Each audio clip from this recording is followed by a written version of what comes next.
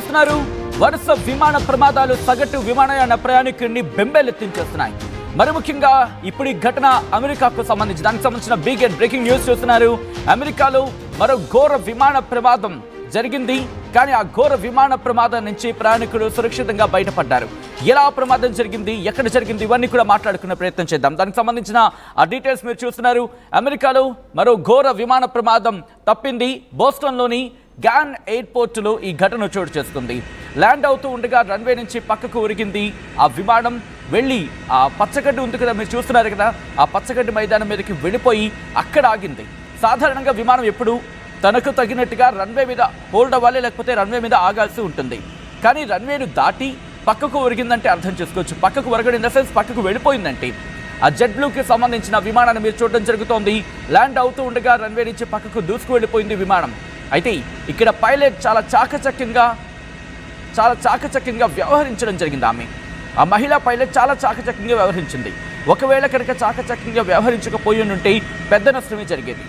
కారణం ఏంటంటే ఆ స్టీరింగ్ మీద తను పట్టు కోల్పోయిందని చెప్పి ఆ పైలట్కి వెంటనే అర్థమయ్యి వెంటనే ఆ ప్రొసీజర్ ఎవరికైతే అలర్ట్ ఇవ్వాలో ఎయిర్ ట్రాఫిక్ కంట్రోల్కి సంబంధించి ఇన్ఫర్మేషన్ని పాస్ చేసింది, సంబంధిత అధికారులకి సమాచారం అందించింది. ఆ తర్వాత జరిగిన క్రమంలోని వెంటనే సంబంధిత అధికారులంతా అక్కడికి చేరుకున్నారు. ప్రయాణికులను సురక్షితంగా బయటకు తీసుకొచ్చారు. విమాన సమయంలో ఇన్ఫాక్ట్ ప్రమాద సమయంలో విమానంలో 300 మంది ప్రయాణికులు ఉన్నారంటే అర్థం చేసుకోవచ్చు. వరుస విమాన ప్రమాదాలు, మరి ముఖ్యంగా అమెరికాకు సంబంధించి మాట్లాడుకున్న సందర్భంలో గత ఏడాదిగా వరుస విమాన ప్రమాదాలు అక్కడ చోటు చేసుకుంటూ ఉన్నాయి. ఇప్పుడు ఈ ప్రమాదం బోస్టన్కి సంబంధించి. బోస్టన్లో మీరు చూడొచ్చు రన్వే నుంచి పక్కకు వెళ్ళిపోయింది. ఆ ఫ్రంట్ వీల్ మీరు చూడొచ్చు, అట్ ద సేమ్ టైం ఆ బ్యాక్ వీల్కి సంబంధించి అదిగో మీరు చూస్తున్నారు కదా, అక్కడ వెనకాల మెట్ల మార్గం ఓపెన్ అది ఉంటుంది కదా, స్టైర్స్ నుంచి ఆ ప్రయాణికులందరూ కూడా కిందకు దిగుతున్న విజువల్స్ మీరు చూడొచ్చు. మరో విమాన ప్రమాదం త్రుటిలో తప్పిందనే చెప్పుకోవాలి. త్రుటిలో తప్పింది విమాన ప్రమాదం. అసలు ఈ ప్రమాదం ఎప్పుడు, ఎక్కడ, ఎలా జరిగింది, ఇవన్నీ కూడా ఇప్పుడు మాట్లాడుకునే ప్రయత్నం చేద్దాం. షికాగోకి సంబంధించి బోస్టన్లోని లాగూన్ ఎయిర్పోర్ట్ ఎరావెల్కి సంబంధించి షికాగోలో జెట్ బ్లూ ఫ్లైట్ అటు రన్వే నుంచి పక్కకు వెళ్ళిపోయింది. మరి కారణం ఏంటి అంటే ఇక్కడ ప్రధానంగా మాట్లాడుకున్న సందర్భంలో మహిళా పైలట్ చెబుతున్న మాట అది. మహిళా పైలట్ స్టీరింగ్ మీద పట్టు కోల్పోయాను, స్టీరింగ్ మీద పట్టు లేకుండా పోయింది అనేది మనకు వినిపిస్తున్నమాట. ఎయిర్బస్ A220కి చెందిన ఈ జెట్ బ్లూ విమానం ప్రస్తుతం ప్రమాదానికి గురైంది. ఆ ప్రమాదాన్ని వెంటనే పసిగట్టడం జరిగింది సదరు మహిళా పైలట్. వెంటనే ఆ పైలట్ ఎప్పుడైతే గుర్తుపట్టారో, వెంటనే దాన్ని ఎప్పుడైతే గమనించడం జరిగిందో, వెంటనే ఇన్ఫర్మేషన్ని పాస్ చేయడం జరిగింది. షికాగోలోని O'Hare international airport just before noon అంటూ అర్థం చేసుకోవచ్చు. అంటే మధ్యాహ్నానికి కొద్ది గంటల క్రితం ఈ ఘటన చోటు చేసుకుంది. ఈ ఘటనకు సంబంధించి మాట్లాడుకునే ప్రయత్నం చేద్దాం. రన్వే 33L దీన్ని పూర్తిగా క్లోజ్ చేశారు. ఎందుకంటే క్రూ అంతా కూడా అక్కడికి చేరుకుంది, ఎగ్జామినేషన్ చేస్తోంది. ప్రయాణికులందరూ కూడా మెట్ల మార్గం ద్వారా కిందకు వచ్చేస్తున్న విజువల్స్ మీరు చూడొచ్చు. జెట్ బ్లూ ఎయిర్వేస్కి సంబంధించిన ఫ్లైట్ 312 అది గడ్డిలోకి వెళ్ళిపోయింది. ఆ గడ్డి మైదానంలో మీకు కనిపిస్తోంది కదా, దాంట్లోకి చొచ్చుకు వెళ్ళిపోయింది. ఈ ఘటన స్థానిక కాలమానం ప్రకారం మధ్యాహ్నం 12 గంటలకు 5 నిమిషాల ముందు 11:55కి చోటు చేసుకుంది అంటూ కూడా ఫెడరల్ ఏవియేషన్ అడ్మినిస్ట్రేషన్ ఒక స్టేట్మెంట్ని కూడా పాస్ చేస్తుంది. ఇక్కడ జెట్ బ్లూ పైలట్ ఏమంటున్నారంటే కనుక, మరి ముఖ్యంగా అక్కడ అంతర్జాతీయ మీడియాతో మాట్లాడుతున్న సందర్భంలో బండి తీసే ముందు ఏమైనా ప్రాబ్లం ఉంటే మనం చూసుకుంటాం కదా, అలాగే ఇక్కడ కూడా తన ఆ విమానాన్ని ప్రారంభించే ముందు ఏమైనా ప్రాబ్లం ఉందా అనేది గమనించడం జరిగింది.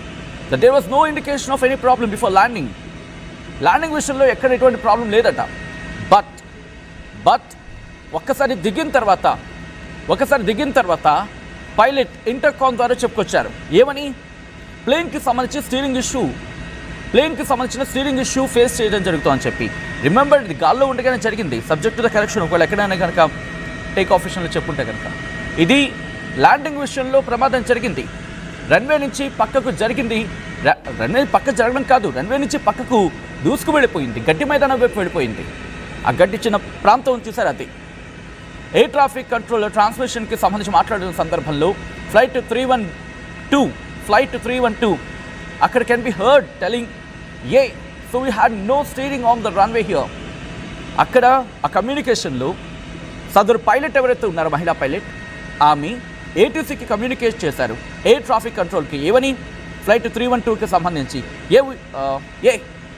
So we had no steering on this runway here. అంటే ఇక్కడ స్టీరింగ్ నాకు ఆ పట్టు లేదు అని అర్థం వచ్చేలా ఆమె సంభాషించారనేది అంతర్జాతీయ మీడియా కథనాలు చెప్తున్నాయి. ప్యాసింజర్స్ చాలా ఇంట్రెస్టింగ్గా, ప్యాసింజర్స్కి ఏం తెలియదట. కిందకు దిగినంత వరకు గడ్డిలోకి, అంటే గడ్డి మైదానం కనిపిస్తోంది కదా, అక్కడికి విమానం వెళ్ళిపోయి వాళ్ళు కిందకి దిగినంత వరకు ప్రమాదం జరిగిందనే విషయం వాళ్ళకి తెలియదట. ఇది ఎంత ఆసక్తికరం కదా. దాంతోపాటు ఇంకా ఏమంటున్నారంటే వాళ్ళు,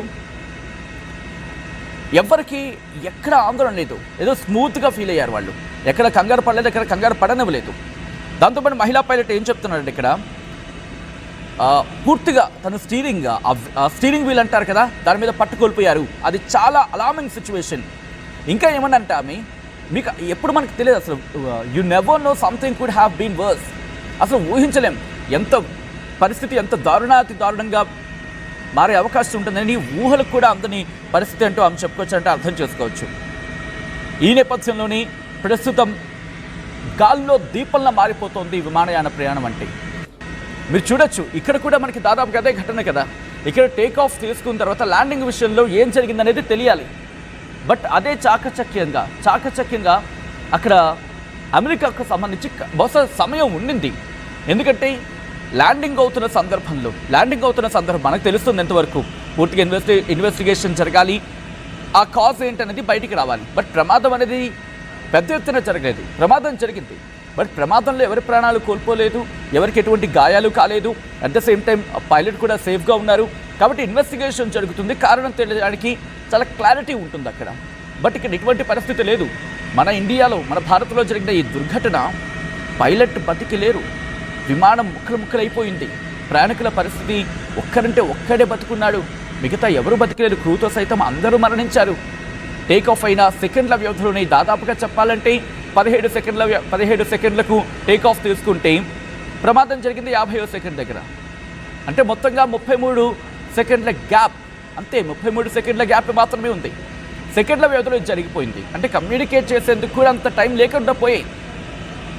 ఇప్పుడు ఈ ఘటన దీంతో కంపేర్ చేసుకోవడం జరుగుతోంది. అమెరికాలో జరిగిన ఈ దుర్ఘటన ఒక్కసారిగా అందరినీ షాక్ గురి చేస్తోంది. అమెరికాలో ఇదేం కొత్త కాదు. కొత్త అంటే బహుశా ఎవరికైనా కోపం రావచ్చేమో. ఈ మధ్య జరిగిన ఘటనలు గత ఏడాదిగా ఆ డేటా నేను మీ ముందుంచే ప్రయత్నం చేస్తాను. ఎందుకంటే గత ఏడాదిగా అమెరికాలో జరిగిన విమాన ప్రమాదాల గురించి మాట్లాడుకుంటే ఒళ్ళు గగురుపాటుకు గురవుతుందనే చెప్పుకోవాలి. జనవరి 2025 నుంచి మొదలు పెడితే జూన్ 2025 వరకు ఈ ఏడాది గురించి మాట్లాడుకుందాం. అమెరికా ఎయిర్లైన్స్ CRJ 700 ఫ్లైట్ సంబంధించి, అది US army black hawk helicopter, అది ప్రమాదానికి గురైంది. ఈ ఘటనలో 67 మంది మరణించారు.